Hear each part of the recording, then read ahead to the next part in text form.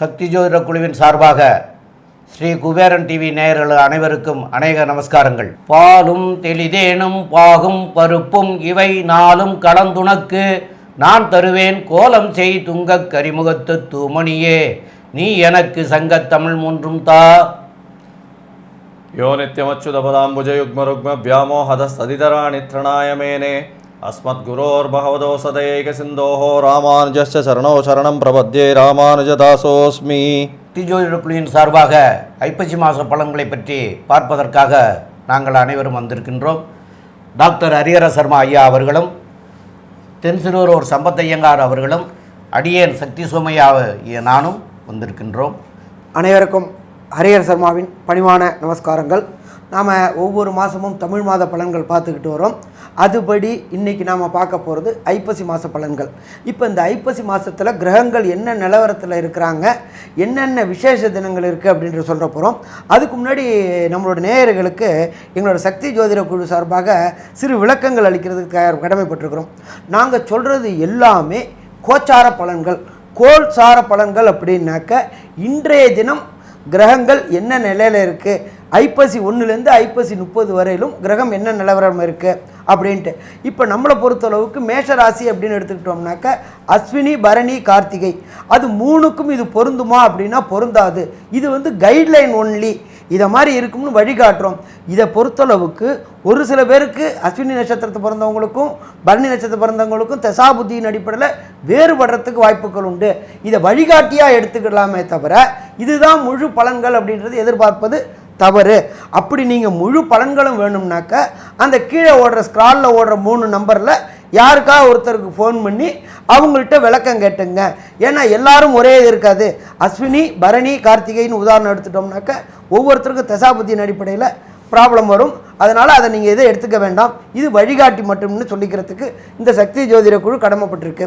அதுக்கு அடுத்தது இப்போ நம்ம பார்க்க போகிறோம் அப்படின்றத பொறுத்தளவுக்கு கிரக நிலவரங்களை பார்க்க போகிறோம். ஐப்பசி மாதம் மேஷத்தில் ராகு பகவானும், அதே போல் மிதுனத்தில் செவ்வாய் பகவானும், அதே போல் கன்னியில் புத பகவானும், கன்னியில் சுக்கிர பகவானும் மற்றும் ஐப்பசி மாதத்திற்கே உரிய துலாத்தில் சூரிய பகவானும் கேது பகவானும் இணைந்தும், அதை தவிர மகரத்தில் சனி பகவானும், இதை தவிர மீனத்தில் குரு பகவானும் கொண்ட கிரக நிலையின் அடிப்படையில் கிரக நிலையின் அடிப்படையில் சூரியனானவர் கன்னியிலிருந்து துலாத்திற்கு வருகிறார். இது வருகின்ற நாள் என்பது ஆங்கிலத்தில் 18/10/2022 செவ்வாய்க்கிழமை அஷ்டமி திதி பூச நட்சத்திரம் கூடிய சுபயோக சுபதினத்தில் இந்த கிரக நிலை மாறுகிறது. இதை தவிர இந்த மாதத்தில் ஐப்பசி மாதத்தில் என்னென்ன விசேஷ தினங்கள் இருக்குது அப்படின்றத பார்ப்போம். அப்படின்னு பார்த்தோம்னாக்க ஐப்பசியில் ஃபஸ்ட்டு வர விசேஷ தினம் அப்படின்றது தீபாவளி திருநாள். எல்லாருக்கும் மகிழ்ச்சியான தீபாவளி திருநாள். இது வர்றது ஐப்பசி 7ஆம் தேதி வருது. அதுக்கு அடுத்தது அக்டோபர் மாதம் 25ஆம் தேதி, அதுக்கு தமிழ் தேதி அப்படின்றத பொறுத்தளவுக்கு ஐப்பசி மாதம் 8ஆம் தேதி. இதுக்கு என்ன அப்படின்னாக்க பெண்கள் தங்களுடைய கணவர்களுக்கு தீர்காயுள் வேண்டதுக்காக பண்ணக்கூடிய கேதார கௌதி விரதம் வருது. இதை தவிர சூரனை வதம் பண்ணின முருகப்பெருமான் சூரனை வதம் பண்ணின கந்த சஷ்டி ஆரம்பமாகிறது. இதை தவிர அக்டோபர் மாதம் 30ஆம் தேதி 2022 ஞாயிற்றுக்கிழமை கந்த சஷ்டியில் சூரசம்ஹாரம், அது சூரனை வதம் பண்ணக்கூடிய நாள், அது கந்த சஷ்டி ஆரம்ப நாள். ஐப்பசி 13ஆம் தேதி வருது. இதில் இன்னொரு விசேஷம் என்ன அப்படின்னு பார்த்தீங்கன்னாக்க இந்த காலகட்டங்களில் கிரகணம் வருது. கிரகணம் அப்படின்னாக்க கேதுவோட சூரியன் இணையிறது. துலாத்தில் கேதுவும் சூரியனும் இணையிற நாள் கிரகணம். அவர் என்ன நட்சத்திரத்தில் இணையிறாரு அப்படின்னு பார்த்தோம்னாக்க சுவாதி நட்சத்திரத்தில் இணையிறாரு. இந்த கிரகணம் அப்படின்றது நம்மளுடைய தமிழ்நாட்டுக்கு பொறுத்தளவுக்கு சற்றேறக்குறைய 5:45 6:20 வரலும் ஒரு மணி நேரம் மட்டும்தான் வரும். இது பெரிய பாதிப்புகளை ஏற்படுத்துமா அப்படின்னா பெரிய பாதிப்புகளை ஏற்படுத்தாது. இருந்தாலும் நாங்கள் சொல்கிற இந்த கீழ்கண்ட நட்சத்திரக்காரங்க பரிகாரம் பண்ணிக்கிறது. பரிகாரம் அப்படின்னாக்க யாருக்கு பண்ணணும்னா ராகுவுக்கு பண்ணணும். கிரகணம் முடிஞ்ச பிறகு ராகுவுக்கு பண்ணணும். அந்த நட்சத்திரத்தை சொல்கிறேன், கொஞ்சம் விவரமாக கேட்டுங்க. சித்திர நட்சத்திரக்காரங்க, அடுத்தது விசாக நட்சத்திரத்துக்காரங்க, அடுத்தது அந்த கிரகப்பயிற்சி அடைகிற சுவாதி நட்சத்திரத்துக்காரங்க. இதை தவிர திருவாதிரை நட்சத்திரம், மற்றும் சதய நட்சத்திரக்காரங்க. இந்த 5 நட்சத்திரக்காரங்களும் பரிகாரம் பண்ணிட்டாச்சு அப்படின்னாக்க அந்த சூரிய கிரகணத்தோட பாதிப்பு இருக்காது அப்படின்றத சொல்கிறோம். இதுக்கப்புறம் நம்ம ஒவ்வொரு ராசிக்கும் தனித்தனியாக பலன் பார்க்க போகிறோம். நாம் இதுவரையிலும் பார்த்துருக்கிறது விருச்சிக ராசி வரலும் பார்த்துருக்கோம். காலபுருஷ தத்துவத்துப்படி 8வது ராசி பார்த்துருக்குறோம். இப்போ காலபுருஷ தத்துவத்துப்படி 9வது ராசியான தனுர் ராசியை பார்க்க போகிறோம். தனுர் ராசி அப்படின்றது அதுக்கு ஆதிபத்தியம் கொடுத்துருக்கிறவர் குரு பகவான். கெட்டாலும் மேன்மக்களே சங்கு சுட்டாலும் உண்மை தரும் அப்படிம்பாங்க. இந்த தனுர் ராசியோட அதிபதி பிரகஸ்பதியான குரு அவருடைய சொந்த வீட்டில் ஆட்சி பெற்று இருக்கிறாரு. இதை ஒரு சில ஜோதிட சாஸ்திரத்தில் என்ன சொல்லுவாங்க அப்படின்னாக்க கேந்திர ஆதிபத்திய தோஷம் அப்படிம்பாங்க. இருக்கிறதுலேயே அதிகமான தோஷம் உள்ளது குரு பகவானுக்கு அப்படிம்பாங்க. அப்போ உங்களுடைய ராசி அதிபதியான குருவானவர் 4ஆம் இடத்துல இருக்கிறாரு. அந்த 4ஆம் இடத்துக்குண்டான அதிபதி 4லேயே இருக்கார். மாத்ருக்கு ஸ்தானத்துக்கும் நம்ம 4ஆம் இடம் அப்படின்றது சொல்லுவோம். அப்போ மாத்ருஸ்தானம் இதுக்கும் கொஞ்சம் சின்ன சின்ன சிக்கல்கள் உண்டாகும். குருவை பொறுத்தளவுக்கு மன கிளேச்சிமங்களை கொடுக்கக்கூடியவர், நியாயமாக நடக்கக்கூடியவர், சத்தியமாக நடக்கக்கூடியவர்.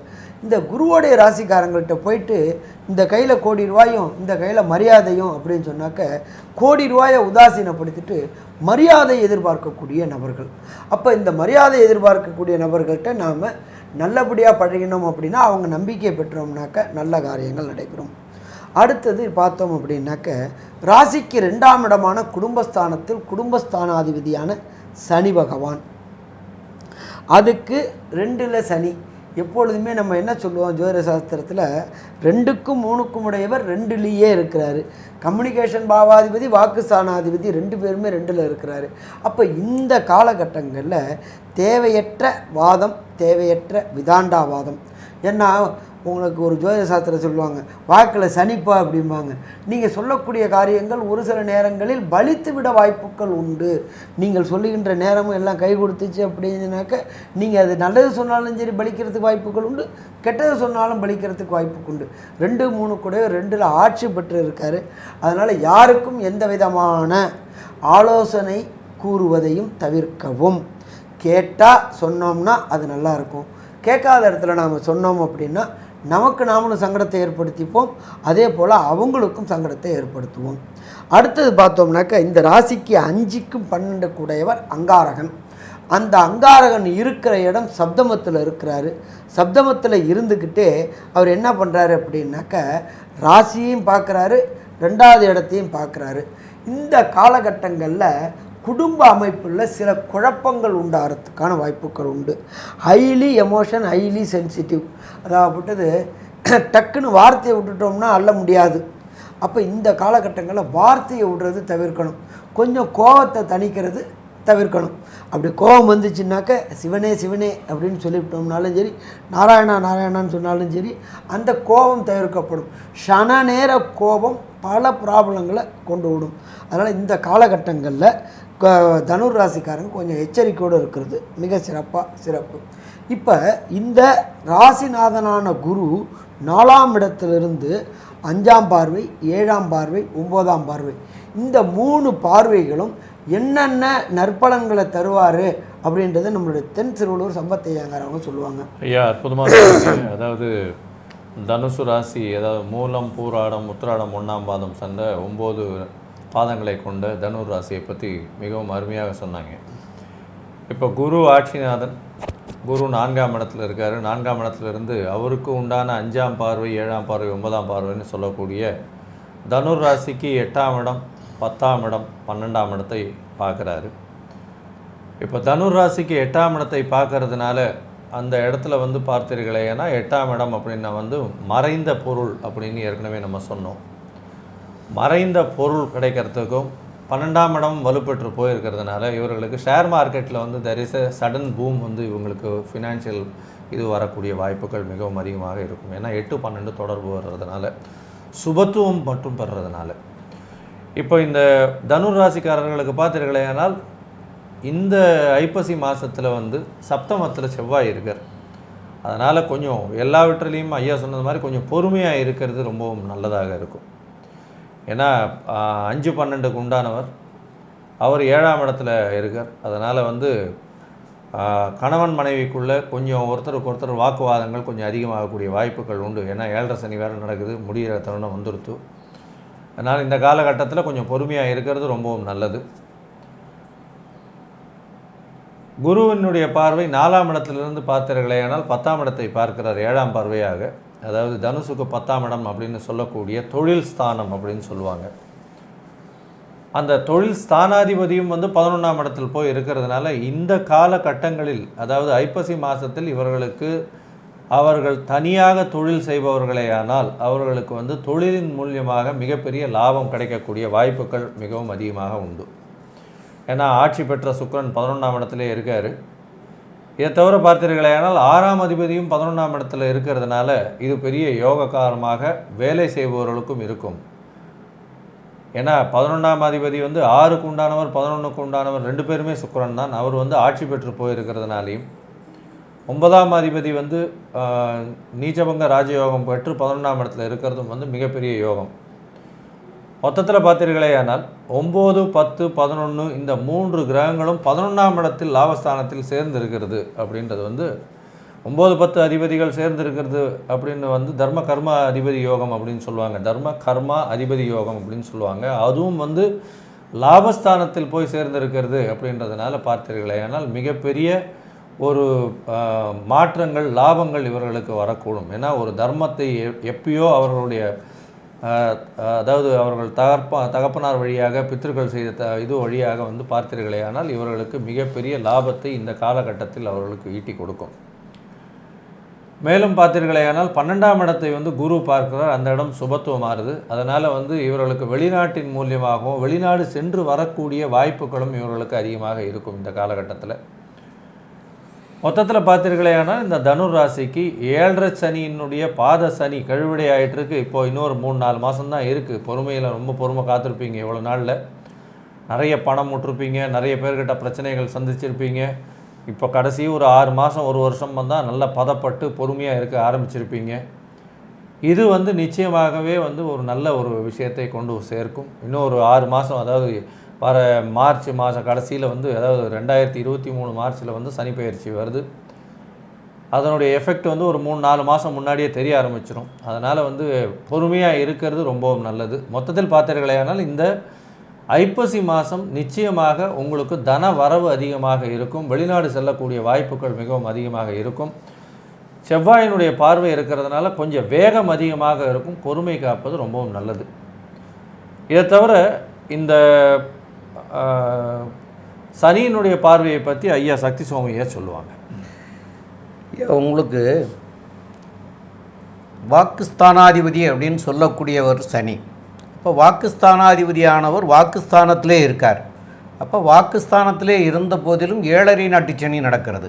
அப்போது பேசுகிறது எதையுமே யோசனை பண்ணி இதை பேசலாமா, இதை பேசக்கூடாதா, இதை செய்யலாமா, இதை செய்யக்கூடாதா அப்படிங்கிறத நிதானமாக நீங்கள் யோசனை எடுத்து பண்ணுறது சால சிறந்ததாக இருக்கும். ஆக டைம்லாம் நல்லா இப்போ இந்த ஐப்பசி மாதத்தில் கிரக நிலவரங்கள்லாம் உங்களுக்கு சாதகமாகவே இருக்கிறது.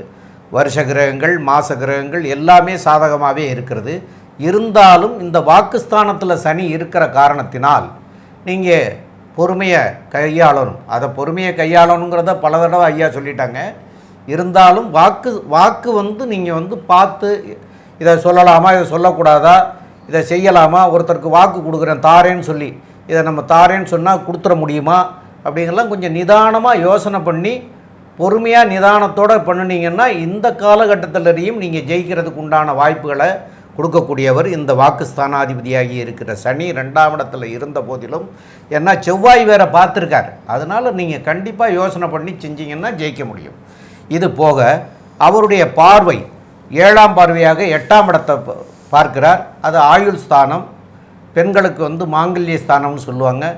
அது அவர் பார்க்கறது சிறப்பு. அதனால் உங்களுக்கு நன்மையை தவிர தீமை எதுவும் கிடையாது. அவருடைய பார்வையில் இன்னொன்று 10ஆம் பார்வையாக அவர் உங்களுடைய லாபஸ்தானத்தில் பார்க்கிறார். அந்த லாபஸ்தானத்தில் இவ்வளவு கிரகங்கள் இருக்கிறதுங்கிறது பெரிய விஷயம். அந்த பெரிய விஷயங்கிறது என்னென்னு கேட்டால் தர்ம கர்மாதிபதி யோகம், சூரியன் நீச்சபங்க ராஜயோகம் இவ்வளவும் கிடைச்சிருந்த போதிலும் இந்த சனி 10ஆம் பார்வையாக பார்த்துடுறாரு. அந்த 10ஆம் பார்வையாக பார்க்கறதுனால வர்றது மாதிரி தெரியும், வர்றது வராமையும் போயிடும்.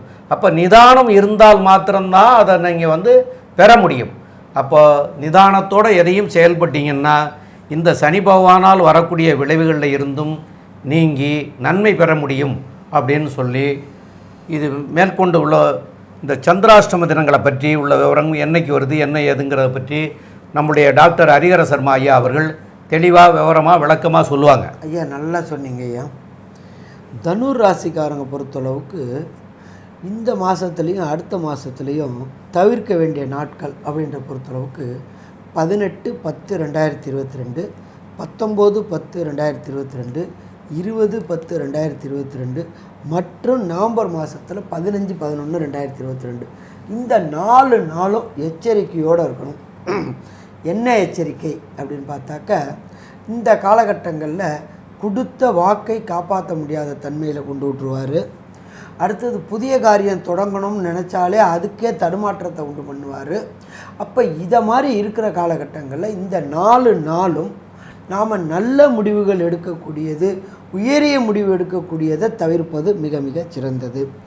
நாம் எப்பொழுதுமே இந்த இது சொல்கிறது ஐப்பசி மாதத்தில் ஒவ்வொரு ராசிக்காரங்களுக்கு இந்த 30 நாள் எப்படி இருக்குதுன்னு சொல்கிறோம். இந்த 30 நாள் எப்படி இருக்குதுன்னு சொல்கிறோம்ன்றது இது கைட்லைன் மட்டும்தான். இதுவே நடக்கும், இதுவே நடக்கணும் அப்படின்னு எதிர்பார்க்கக்கூடாது. ஏன் அப்படின்னாக்க ஒவ்வொரு ராசியிலையும் 3 நட்சத்திரம் இருக்குது.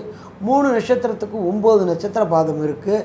நீங்கள் ஜனன காலத்தில் என்ன திசையில் பிறந்தீங்க, என்ன புத்தியில் பிறந்தீங்க, இப்போ என்ன திசையில் பிறந்திருக்கு, இப்போ நடக்குது, என்ன புத்தி நடக்குது, என்ன அந்தரம் நடக்குது, என்ன சூட்சமம் நடக்குது அப்படின்றதெல்லாம் வச்சுக்கிட்டு தான் நாம் பலன் இது பண்ண முடியும். அப்போ நாங்கள் கொடுக்குறது கைட்லைன்ஸு. இப்போ இந்த கைட்லைன்ஸில் பொறுத்தளவுக்கு நல்ல திசை நல்ல புத்தி நடக்கிறவங்களுக்கு எந்த சிக்கலும் கிடையாது. கெட்ட திசை கெட்ட புத்தி நடக்கிறவங்களுக்கு சின்ன சின்ன சிக்கல்கள் உருவாக வாய்ப்புகள் உண்டு. என்ன சாமி நீங்கள் எல்லாம் நல்லா இருக்குன்னு சொன்னீங்க, கடைசியில் பார்த்தா எல்லாம் ரிவர்ஸே அடிக்குது அப்படின்னாக்க காரணம் நமக்கு நடக்கின்ற திசா புத்தி அந்தரம் சூட்சமம் இதெல்லாம் பார்த்துட்டு தான் சொல்லணும். அப்போ நமக்கு நல்ல திசை நடக்கலை அப்படின்னாக்க சரணாகதி அடையணும். யார்கிட்ட சரணாகதி அடையணும், எந்த தெய்வத்துக்கிட்ட சரணாகதி அடையணும் அப்படின்றத நம்மளோட சக்தி சோமையா அவங்க சொல்லுவாங்க. தெளிவாக விவரமாக சொல்லிட்டீங்க. இருந்தாலும் இந்த 2ஆம் இடத்துல இருக்கக்கூடிய சனி 7.5 சனின்னு சொல்லுவாங்க, அதுவும் கழிவு தான். இருந்தாலும் அந்த சனிக்கு பிரித்தி பண்ணிக்கினே வந்திருப்பீங்க இது வரைக்கும். இப்போவும் சனி பிரித்தி பண்ணிக்கிறது நல்லது. 2வது சனி முடவன் கிரகம் அப்படின்னு சொல்லுவாங்க. இந்த முடவன் கிரகம் அப்படின்னு சொன்னால் இந்த கை இல்லாதவங்க கால் இல்லாதவங்களையும் முடவன்னு சொல்லுவாங்க. அதனால் அந்த கை இல்லை, கால் இல்லை, கண் இல்லை, ஏதோ அவங்களுக்கு உறுப்புகளில் ஏதோ அங்கஹீனங்கள் உள்ளவங்களுக்கு தான தர்மங்கள் பண்ணுறதும் வஸ்திர தானங்கள் பண்ணுறதும் சால சிறந்ததாக இருக்கும். 2வது உங்களுடைய ராசி அதிபதியாகிய குரு அவர் கேந்திராதிபத்திய தோஷம் பெற்று போய் இருக்கிற காரணத்தினால வியாழக்கிழமை தோறும் தட்சிணாமூர்த்தியை வழிபடுறதும் உங்களுக்கு சால சிறந்ததாக இருக்கும். அதனால் வரக்கூடிய பின் விளைவுகளில் இருந்து நல்ல முன்னேற்றம் அடைகிறதுக்கு உண்டான வாய்ப்புகளை தருவாங்க. அதனால் வியாழக்கிழமை அன்றைக்கி தட்சிணாமூர்த்தியும் சனிக்கிழமை அன்றைக்கி சனீஸ்வர பகவானையும் செய்கிறதோடு மாத்திரம் இல்லாமல் இந்த முடவன் கிரகம் சொன்னதுக்காக சொல்லக்கூடிய கை கால் இல்லாதவங்களுக்கு தானம் பண்ணுறதுன்னு சொன்னேன். படிக்கிற குழந்தைகளுக்கு குருனா அவர் குருஸ்தானம் படிக்கிறது குழந்தைகளுக்கு அவங்களும் குருஸ்தானத்துக்கு வரக்கூடியவங்களாக இருக்கிறதுனால படிக்கிறதுக்கு உண்டான செலவுகளை ஏற்றுக்கிட்டு தான தர்மங்கள் பண்ணினீங்கன்னா இந்த தான தர்மம் உங்களை நல்லபடியாக உங்களை கொண்டு செலுத்தும். அதனால் தான தர்மங்களை நீங்கள் நல்லா பண்ணி உங்களுக்கு வரக்கூடிய விளைவுகள்லேருந்து நீக்கிக்க வேண்டியது. மற்றபடி உள்ள விவரங்களை நம்முடைய சம்பத் ஐயங்கார் அவர்கள் தெளிவாக சொல்லுவாங்க. ஐயா அற்புதமாக சொன்னீங்க. தனுசு ராசிக்கு இந்த ஐப்பசி மாதம் அப்படின்றது நிச்சயமாகவே நன்றாகவே இருக்கும், கவலைப்பட வேண்டாம். புரட்டாசி மாதத்தை விட ஐப்பசி மாதம் மிகவும் நன்றாக இருக்கும். ஏன்னா 9, 10, 11 உண்டான அதிபதி 11ஆம் இடத்தில் ஆட்சி பெற்று 9ஆம் அதிபதி சூரியன் 11ஆம் இடத்தில் நீச்சபங்க ராஜயோகம் பெற்று 10ஆம் அதிபதியோடு சேர்ந்து 11ஆம் இடத்தில் இருக்கிறதுனால மிகப்பெரிய லாபத்தை இந்த காலகட்டத்தில் நீங்கள் சம்பாதிப்பீர்கள். 4ஆம் இடத்தில் இருக்கக்கூடிய குருவும் சரி, 5ஆம் இடத்தில் இருக்கக்கூடிய ராகுவும் சரி, நல்ல ஒரு விஷயத்தையே இந்த காலகட்டத்தில் கொடுப்பாங்க. 11ஆம் இடத்தில் கேத்து இருக்கிறது, இது ஒரு பெரிய யோகம். 12ஆம் இடத்தையும் அதாவது விருச்சிகத்தை குரு பார்க்கறது, 12ஆம் இடமும் 8ஆம் இடமும் சுபத்துவம் அடையிறது அப்படின்றது ஒரு மிகப்பெரிய யோகத்தை கொடுக்கும். வெளிநாட்டிலிருந்து பணங்கள் வருதோ, வெளிநாட்டு சம்பந்தம் கிடைக்கிறதோ, வெளிநாட்டில் இருக்கக்கூடிய மக்களுடன் இது இருக்க தொழில் தொடர்பாக பேசுவதோ, இல்லை வெளிநாட்டிற்கு போகக்கூடிய வாய்ப்புகள் வருவதோ கண்டிப்பாக இந்த ஐப்பசி மாதத்தில் நடைபெறும். ஒரே ஒரு விஷயம் என்ன அப்படின்னா, 7.5 சனியின் கழிவடை நடந்துகிட்ருக்கு. அதனால் எந்த ஒரு டெசிஷன் எடுக்கணும் அப்படின்னாலும் கொஞ்சம் பொறுமையாக இருங்க. ஒரு 6 மாதம்தான். அதுக்கப்புறம் ஒரு மிகப்பெரிய மாற்றங்கள் உங்களுடைய லைஃப்பில் நடக்கும். ஆனால் இவ்வளவு நாள் இருந்த கஷ்டங்களோ மன உளைச்சல்களோ இப்போ இருக்கக்கூடிய வாய்ப்புகள் இல்லை. அதாவது இது சுமாருக்கும் நல்லபடியான மாதம் அப்படின்ற மாதிரி இந்த தனுசு ராசிக்காரர்களுக்கு இந்த ஐப்பசி மாதம் கொண்டாட்டமான மாதமாக இருக்கும் அப்படின்னு சொல்லி இந்த சக்தி ஜோதிட குழு நம்புது, சொல்லுது. நன்றி, வணக்கம். ஸ்ரீ குபேரன் டிவியை பார்த்தமைக்கு நன்றிகள். மேலும் இது போன்ற தகவல்களை தெரிந்து கொள்ள ஸ்ரீ குபேரன் டிவியை சப்ஸ்கிரைப் செய்யுங்கள். மறக்காமல் பெல் ஐக்கானை கிளிக் செய்யுங்கள்.